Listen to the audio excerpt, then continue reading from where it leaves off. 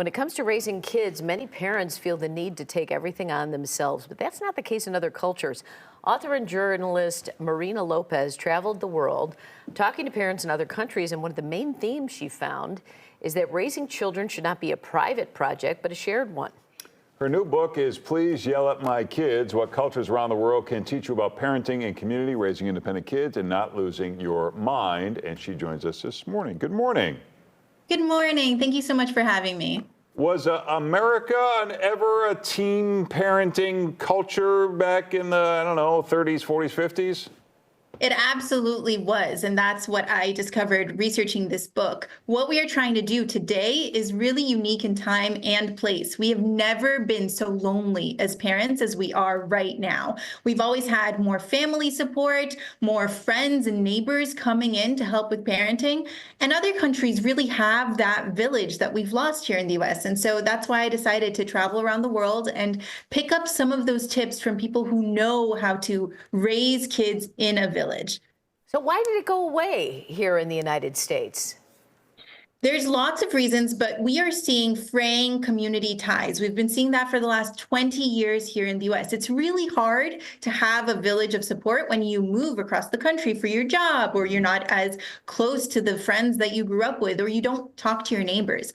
In other countries, either because they have to out of necessity or because they want to culturally, they rely on the people around them a lot more. So they know their neighbors, they see their family every weekend. That is just the cultural norm. But just because that's not the culture here in the West doesn't mean we have to accept a life without a village. We don't have to do it all on our own. That's what I really want parents to understand. If you are interested in developing and building a village wherever you are, even here in the US, even if you don't have family close by, you can do it. Yeah, I mean, that takes some effort, but that may lead to this first tip, which is this conflict between help and having things be perfect, where parents want things, they want their kids parented the perfect way, the way they want to do it, and so that's why they sacrifice help. Is that what you're seeing, and how do you change that? Yeah, absolutely. Parents in other countries understand that there is a trade-off here, right? So we really value independence as parents here in the US. We want people to follow our every parenting philosophy and be super aligned with our values. But in other countries, parents understand that there's a trade-off between independence and more helping hands. So they're willing to be a little bit more flexible. So maybe you don't have a grandparent who understands the ins and outs of gentle parenting or follows baby-led weaning or things like that, but they are there every single day to help you. They also know how to protect their boundaries and stand up for the things that really matter without picking every battle. That's another thing I saw over and over again. They really pick and choose what battles they want to take on with the people around them and let people come and help in their own way, even if that requires a little bit of bending your rules as a parent. You said a lot of other cultures allow more independence for children early on. Like you said, in one instance, in the Netherlands, they send them out into the woods to learn how to survive. And then in another, a 7-year-old's cooking dinner. But when does that border on, are they doing too much at an early age?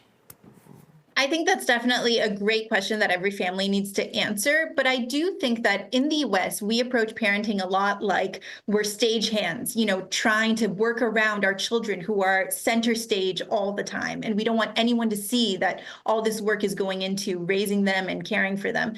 In other countries, children are a part of that daily household maintenance, right? Either they are helping with lunch or they're helping take care of siblings.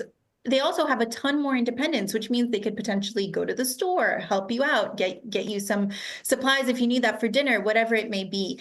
And what I really want to emphasize is that it used to be that way here in the US. If we ask our parents or our grandparents, this is the childhood that they have. And life in the US has only gotten safer. So we are really scared to give our kids any ounce of responsibility. But what that actually does, and I know because I've brought these lessons home and tested it out on my own kids, it makes them into more confident teens and adults. So prepping them with the skills that they need to be able to care for a sibling or help out at home is only going to benefit them in the long run. All right, for more, you can follow Marina on social media. Thank you for joining us this morning. Thank you so much for having me.